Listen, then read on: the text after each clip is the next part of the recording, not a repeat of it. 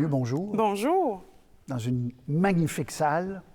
Vous qui avez fait toutes les grandes salles du monde, là, Vienne, Paris, New York, la Scala, Milan, vous retrouvez ici quand même, chez vous, au Québec, ça doit ne pas être pareil comme expérience.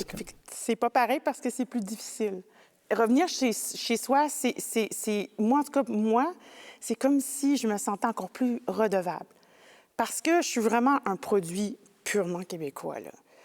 École québécoise, conservatoire de musique, Chicoutimi, Montréal. Fait qu'à chaque fois que je reviens ici, c'est comme un mélange de je suis contente, mais j'ai tellement peur de le décevoir, d'avoir une contre-performance parce que les yeux qui me regardent, c'est des yeux que je vais revoir. Puis s'il y a une critique qui n'est pas bien, bien, tu sais, je sais que les membres de la famille le lisent. Quand je chante à Vienne, tu sais, je suis comme un peu plus libre.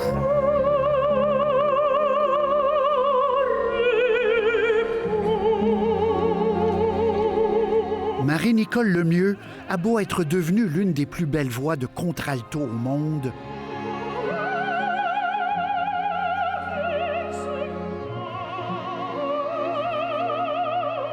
son désir de plaire, d'être aimée, d'être à la hauteur reste son plus puissant moteur.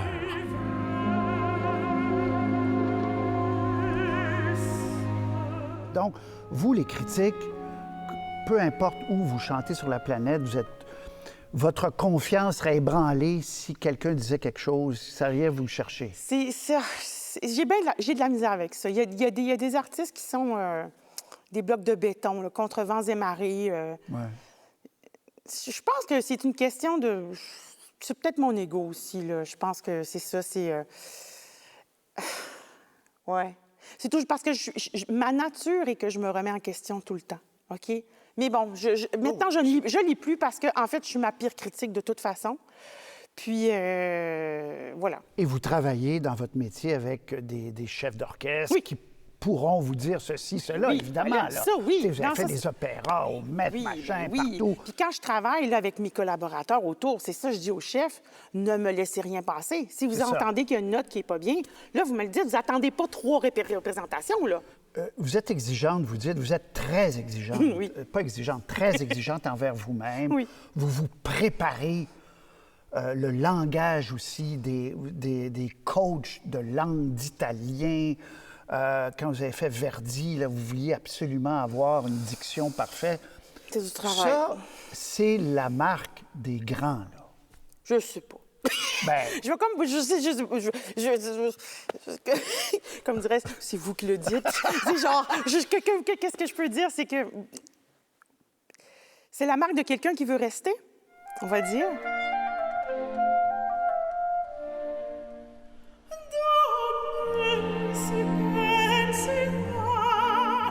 Pour reprendre un langage à la mode, Marie-Nicole Lemieux fait de l'anxiété de performance.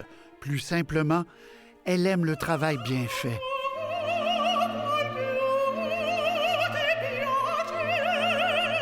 Des valeurs transmises par sa mère et son père, un bûcheron de Dolbeau-Mistassini au Saguenay-Lac-Saint-Jean qui appréciait l'opéra.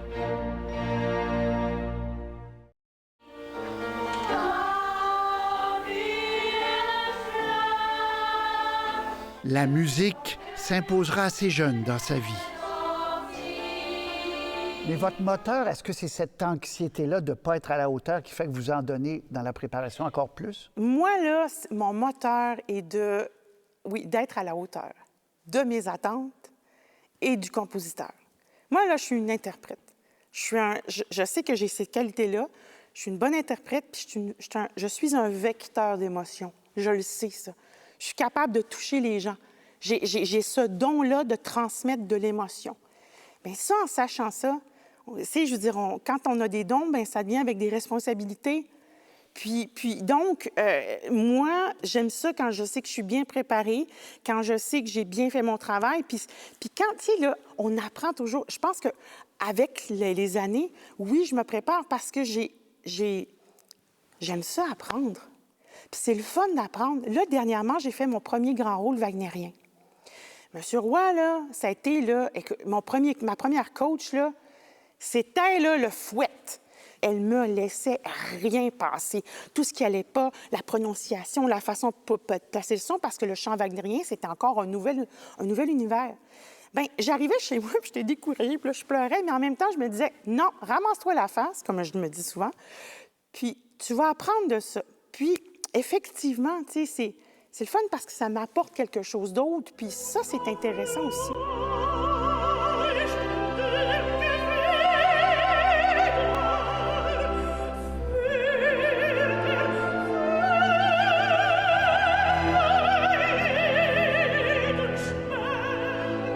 Votre père écoutait de l'opéra. Bien, surtout les ténors. Il aimait les voix de ténors. C'était ça qu'il aimait. C'était Richard Verreau puis Pavarotti. Les opéras, c'est moi qui les écoutais. Parce que j'écoutais ces sons-là, ça m'attirait. Bon. Puis moi, je suis allée vers les opéras. Mais justement, à quel moment vous êtes dit, moi, c'est ce que je vais faire dans la vie? Parce que vous avez été en cégep, en spectacle, vous avez même fait des imitations. Oui. Hein? Oui. Qui vous imitiez, Mme Céline? Qui vous imitiez? Pas ce matin, là. Ça, je vous Non, vois non, venir.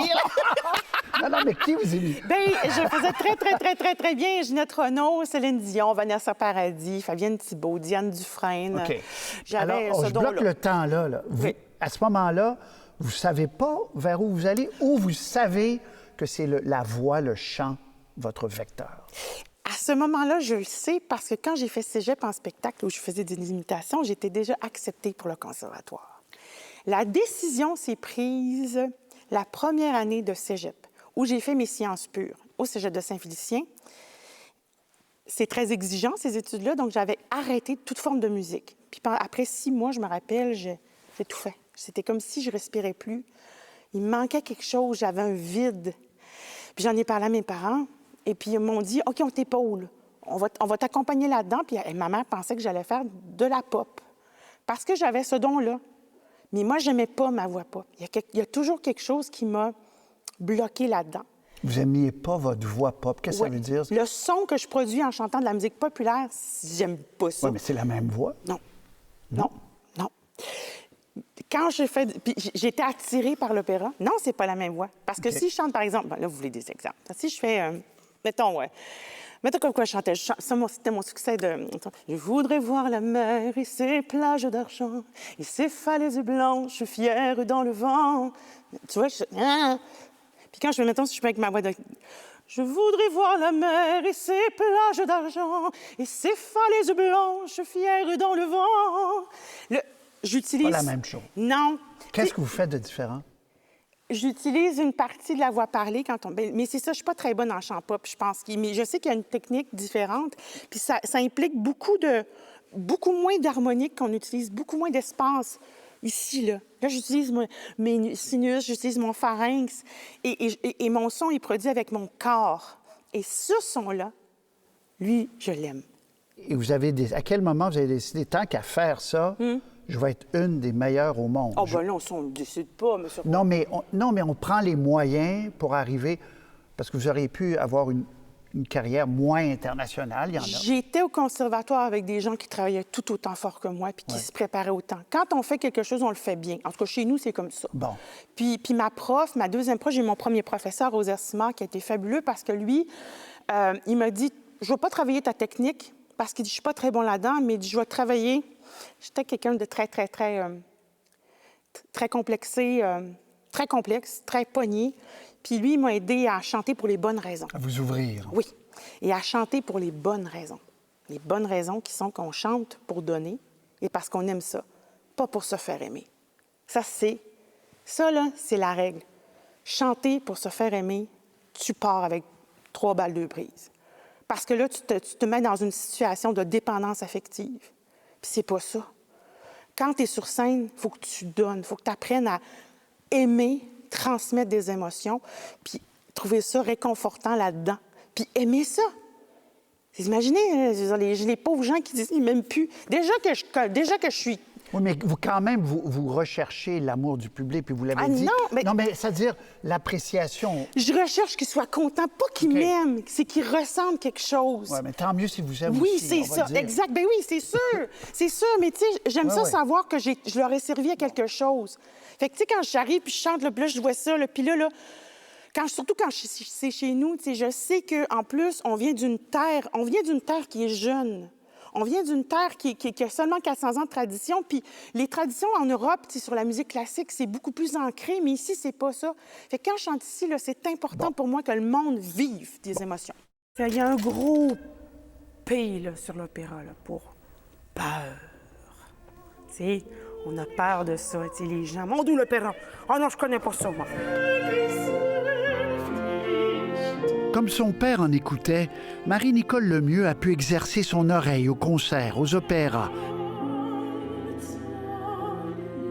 D'ailleurs, la diffusion de la musique classique l'inquiète. Marie-Nicole Lemieux, on a l'impression que la musique classique au Québec, par des Québécois, se porte bien, mais est-elle assez diffusée? Ça doit être difficile. Et je sais que le retour de la pandémie était très difficile. Il y a eu des salles vides, beaucoup. Le paradoxe, c'est qu'on a plein d'artistes, comme vous dites. On a une espèce d'éclosion de talent. Mais j'ai peur pour les prochaines années parce que moi, ce que je regarde, c'est le manque de diffusion. Comme vous disiez, je trouve que ce n'est pas assez diffusé. Parce que la personne qui est en région, là, moi, là, au fin fond de Dolbeau, là, Mistassini, c'est la même chose. Si je ne vois pas d'opéra, l'opéra ne viendra pas au Lac-Saint-Jean, là. Ça ne vient pas.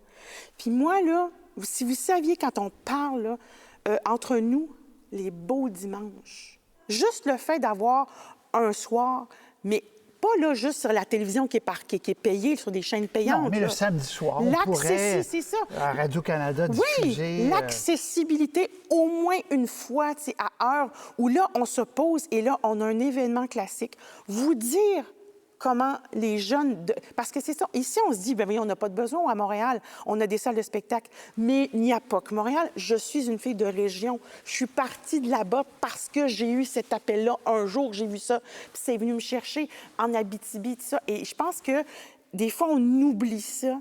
De faire l'effort. Oui, c'est peut-être que ça n'y aura pas beaucoup d'écoute, mais on ne sait jamais. On ne sait jamais où ça peut nous mener. Très bonne. J'en suis la preuve.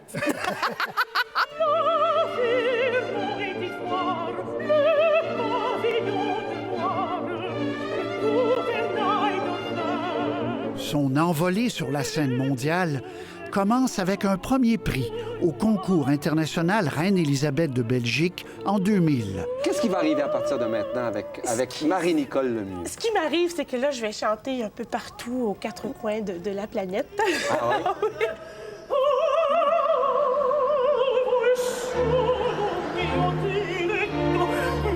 Puis, sa voix de contralto sera recherchée autant pour les récitals, les opéras, que pour les enregistrements.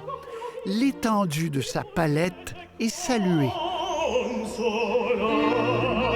Vivaldi, Handel, Brahms.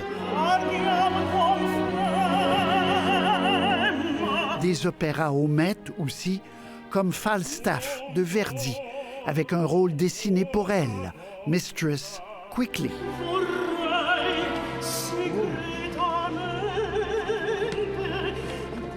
Grand concours que vous gagnez à Bruxelles. Donc, vous avez percé l'Europe quand même relativement rapidement. Oui, tout à fait. Pourquoi? Je vais dire ce que Marie, ma prof d'époque, elle m'avait dit. C'est parce qu'elle dit « t'as ce qui ne s'enseigne pas ». Qu'est-ce que c'est? J'aime pas ça, là. C'est comme si c'est pas le fun. Bon, quand je vois la petite... Je vous permets de vous vendre. J'aime pas ça. Mais quand je vois la petite jeune avec ses bajoux, là, rondes, là, puis que j'entends ce qu'elle fait, c'est quand même très musical pour son âge. C'est-à-dire qu'il y a une notion de musicalité... Que vous avez. Que j'ai. Ça, on l'a ou on l'a pas? Non. Une présence sur scène qui est là. Une joie communicative. Puis après ça aussi, il y a le travail. Elle chante en allemand, elle a une bonne prononciation. Elle chante en italien, elle a une bonne prononciation. Puis elle chante en russe. Puis il y a un monsieur après qui vient me parler en russe parce qu'il pense qu'elle parle russe. Il y a ça. Et puis le timbre. Le timbre qui est quand même... qui le timbre est unique. C'est vrai parce que c'est un timbre qui se reconnaît. C'est-à-dire qu'il y a des chanteurs, on se dit, des fois, il y a des chanteurs, on dit c'est qui chante? Ils chantent tous pareil. C'est vrai que quand on entend, il y a des chanteurs comme ça, quand on entendait Pavarotti, on le sait que c'est lui. C'est une signature. Et ça, je ne le savais pas, ça, je l'ai appris après pour des gens des producteurs de disques qui m'ont dit non, tu as une voix signature. Mais ça, je ne le savais pas. Vous êtes une contralto. Bon, les gens qui connaissent moins. Principe de comme débat. moi. Non, mais moi, on connaît moins l'opéra, le commun des mortels. Oui. Et il y a un grand paradoxe quand je lisais sur les contraltos. Ils disent voix qui semble venir de la tombe, voix grave, d'outre. Et vous êtes que joie et rire. Est-ce que votre voix correspond à votre personnalité? Oui, parce que je suis la lumière qui va vers le sombre. Oh, OK. C'est ça. J'ai un extérieur très solaire, mais à l'intérieur, je suis très sombre. Je suis très mélancolique, très anxieuse, très... voilà. Est-ce qu'il y a du répertoire que vous préférez? Qu'est-ce qui vous fait le plus vibrer, vous? C'est des musiques qui font réfléchir. C'est des musiques qui donnent. C'est des musiques aussi beaucoup de... J'allais dire ça, là. Venez dans mes bras, Patrice. Genre de réconfort. J'aime... Oui, parce que pour moi, la musique a toujours été un réconfort. Et ça me touche quand ça vient me prendre dans mes bras et me dire « T'es pas seul ». Chose aussi que je vis sans chanter avec Beethoven. Quand j'entends la 9e de Beethoven, quand j'entends le 2e mouvement du concerto pour violon, je pleure. Ce genre de musique-là, Brahms, il y a comme ça des caresses. Je suis sensible à la caresse musicale. Je ne sais pas si on peut l'expliquer.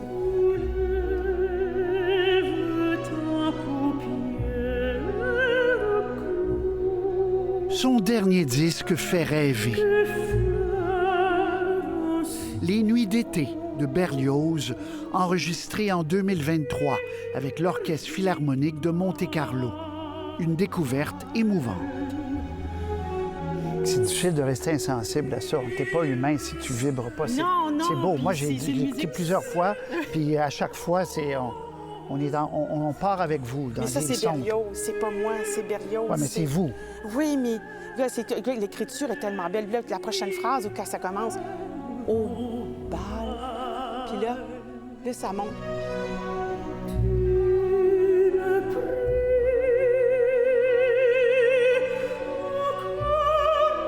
C'est tellement bien écrit! Mon Dieu! C'est tellement... Ça, c'est votre dernier. Oui. Qu'est-ce que vous voulez en disquer, faire? Là, je viens tout juste d'en disquer Les Chants de la Terre avec un chef fantastique, un orchestre d'époque. Ils ont pris tous les instruments avant, les membres d'orchestre, c'est des instruments qui ont connu Mahler. Donc, ils viennent de Vienne, de 1900-1910. Donc, on a vraiment le son que Mahler aurait voulu donner à l'orchestre. Et c'est fascinant. Ça a été un projet incroyable, donc il va sortir bientôt. Puis le reste, on dirait que c'est terrible. J'ai quasiment plus de désir. J'ai juste... non, de genre de dire « Ah, je veux faire ça ». J'aimerais quand même ça. Ça reste dans ma tête. Faire un projet. Ça, là, je veux le faire un jour pour rendre hommage à ce qui m'a formé, à ma musique, à la chanson québécoise. Ça reste un projet... Bon, c'est la première fois que j'en parle, mais en vrai, là. Mais vraiment, je viens, et j'en suis fière, je viens de tout ce qui est de Vigneault, de Leclerc, de Pauline Julien, de Ferland, de Richard Desjardins. Pour moi, Richard Desjardins, c'est une de mes idoles. Je rêve de faire un projet où je chanterais chez moi. Puis ça, je sais que... Avec votre voix... Avec voix... populaire, votre voix de... Ah non, moi! Lyrique. Oui, avec ce qu'il en est. OK. Avec ce qu'il en est. Je vais apporter ce qui est le mieux pour moi. Ce qui est le mieux pour la musique. Oui, parce que je peux chanter, oui. Oui, non, avec moi. Donc, ça inclut tout. Ça inclut... Mais ça, j'aimerais ça, tu sais. Vous êtes booké, passez-moi l'expression, jusqu'à Oui. quand? 2026-27, Vous ouais. savez où vous êtes? dans- Oui, oui. Est-ce que vous avez une anxiété que ça arrête? Est-ce qu'on se demande dans ce métier-là où... Je vous aurais dit, la semaine passée, j'aurais dit j'ai une anxiété que ça ne s'arrête pas. Il y a des moments où je suis tellement fatiguée. C'est pas la voix qui est fatiguée, c'est une... Bon, on va en parler. C'est une vie de privation. C'est une vocation. C'est une vie de sacrifice, de solitude, de remise en question. On est toujours observé par tout le monde. On est seul, on voyage seul, parce que c'est pas comme dans le milieu populaire, là. On n'a même pas de billet classe affaires, là. On voyage en économique. On arrive dans des salles, on arrive des fois dans des appartements avec nos grosses valises à traîner toutes seules. Tu t'arranges. Fait que ça, c'est difficile. Il y a des maisons aussi qui nous traitent moins bien. On vit toujours avec l'épée de Damoclès. C'est-à-dire, si je suis malade, je n'ai rien. On n'a aucune assurance emploi. Aucune. Donc, les gens qui disent « Ouais, mais vous faites de l'argent », j'espère qu'on est bien payé. Parce que si on est malade, par exemple, sur une production d'opéra, ici, on fait 3 scènes de répétition. Puis 0. Si je suis malade, je me blesse avant les spectacles, on n'a plus rien. Ça, M. Roy, ça use. Ça use énormément sur le moral. Puis là, comme je vous dis, les voyages à solitude, et de faire attention à tout. Je ne peux pas prendre de vin rouge, je ne peux pas prendre de vin blanc. Jamais? En vacances, parce que ça m'affecte la voix. Je dois faire attention. Sommeil. Le sommeil, l'humidité, surveiller l'estomac. Nous sommes des athlètes. Mais ce que vous décrivez comme mode de vie dans le voyage, on est loin de la diva. Les gens s'imaginent. Ah non, c'est Elle arrive en fini. jet privé. Ouais. Quelques-uns ont eu dans l'histoire Pavarotti. Ça n'existe plus, ça. Mais en même temps... Puis est-ce que vous gagnez quand même bien Oui. votre vie? Je gagne bien ma vie. Je gagne bien ma vie. Quand je travaille, je gagne bien ma vie. Ça, oui. Donc, les cachets sont à la hauteur du travail. De la réputation. Mais c'est sûr que ça, cette part-là, c'est quand même... je pense que c'est le sentiment d'injustice. Parce que des fois, je vois des collègues qui partent, là, puis quand ils sont malades, c'est ça, c'est l'injustice que ça remonte vers. C'est ça que ça vient me chercher. Mais j'ai toujours bien gagné ma vie. Je vous rassure, tout va bien. La voix, je veux revenir un instant. Je pense que ça vous est arrivé à Paris, sauf erreur. Vous étiez sur la scène, puis votre voix a cassé. Ça doit être l'ultime angoisse. Mais bref, vous avez dit aux gens qui étaient dans la salle... Je m'excuse. Puis là, les gens ont été avec vous, mais c'est une crainte qui existe. Il n'y a pas personne... Puis là, l'affaire, c'est ça. C'est que je suis bien anxieuse. Je suis très angoissée avec ça. Mais ça arrive qu'une note craque. C'était seulement un couac. Ça arrive. Ça arrive à tout le monde. Mais tu sais, là, des fois, l'ego, là, on veut absolument performer. Puis je pense que c'était ça. Je voulais tellement être parfaite. Puis là, le fait que j'ai craqué un aigu, mais c'était pas la fin du monde, là. Ça arrive à tout le monde. Pavarotti, c'est arrivé à tout le monde. Ça arrive à tout le monde. C'est comme un instrument. Des fois, il y a une sécheresse. Puis en plus, je le sais, là, j'ai mal pris la note maintenant. Je sais pourquoi c'est arrivé. Ma voix n'a pas cassé. Mais c'était là. Puis j'ai réagi comme une petite fille. Je sais pas, je m'en veux un petit peu aujourd'hui, tu sais, parce que je me disais... T'aurais dû laisser aller. Oui, puis... Vous dites ça, là. C'est ça. Puis en même temps, si j'avais pas parlé... on n'aurait pas vécu ce qu'on a vécu avec les gens. Parce que là, Patrice, j'étais comme ça, par la peur. J'étais immobilisée par la peur. Puis là, je me rappelle, c'était avec Jean-Marie Zeytouni. Puis je l'ai regardé, puis j'ai dit, il faut que je parle, il faut que je leur parle. Puis c'est ça que je leur ai dit. J'aurais dit, moi, je vais encore pleurer. J'aurais dit, j'aurais tellement voulu être parfaite. Je m'excuse. J'ai dit, là, je suis comme troublée parce que j'aurais voulu être parfaite, mais je ne le suis pas. Fait que là, j'ai dit, je ne sais pas comment le reste du concert va se passer, mais j'ai dit, ça va tellement être avec plein d'amour. J'avais dit ça. Fait que là, j'avais commencé, écoute, j'étais comme ça, tu sais. Puis là, j'ai commencé là, puis je pleurais, puis je pleurais, puis je pleurais, puis je pleurais. Puis après ça, je me dis, Tadine, que t'es bobée des fois, tu sais, je m'en veux. Tu sais, je m'en veux. Ouais, je m'en mais veux, puis en même temps, je sais qu'on a vécu quelque chose, tu sais. Il y a quelques semaines, on vous a confié un grand rôle, une Carmen dont l'engagement physique est à la hauteur de la performance vocale. Si tu ne m'aimes pas, si tu ne m'aimes pas, je t'aime. Mais si je t'aime,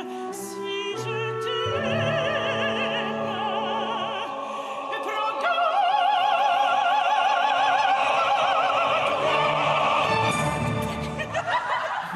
En terminant, est-ce qu'il y a des rôles que vous voulez absolument jouer qu'on vous offre pas? Vous avez dit à un moment donné, je rentre pas dans un costume de tous les rôles-là parce que vous faisiez référence à votre Oui, poste. bon. Souvent, vous parlez de ça. Mais non, mais parce que c'est un fait. Je veux dire, parce que j'ai un physique hors norme. Je dis pas que je suis pas Ben, belle. non. Ben non, mais je veux dire, j'ai quand même... je suis très grande, je suis bâtie, j'ai des épaules de... J'ai un corps de chanteuse, on va se le dire. Tu sais, Bon, je veux dire, ben, c'est ce que j'ai un corps de contrebasse quand des fois les gens veulent un violon. On va dire ça. On peut dire ça. Ça veut pas dire que je sonne pas bien, que je suis pas belle. Mais c'est vrai qu'il y a des... Tu sais, comme j'ai attendu très, très, très, très longtemps avant de faire Carmen sur scène. Mais évidemment que j'aimerais ça. Il y a plein de gens ici qui voudraient que je fasse Carmen au Québec. Mais qu'est-ce que tu veux? C'est pas moi qui décide. J'ai fait plein de choses, en fait, en Europe. J'ai vécu beaucoup, beaucoup d'émotions là-bas. Puis des fois, j'aimerais ça partager ces émotions-là que j'ai vécues là-bas, ici, avec les gens que j'aime. Ben, j'aime les gens partout, mais Puis les gens vous les gens aiment. de chez nous. Puis les gens vous aiment en retour beaucoup. Oui, je les Ben, vous aime. le sentez, Oui, je sais, je sais. même si c'est insatiable. Ça a été un plaisir de vous rencontrer. Pour moi aussi. Merci beaucoup. Merci, Bonne monsieur. suite. Merci. Vous aussi.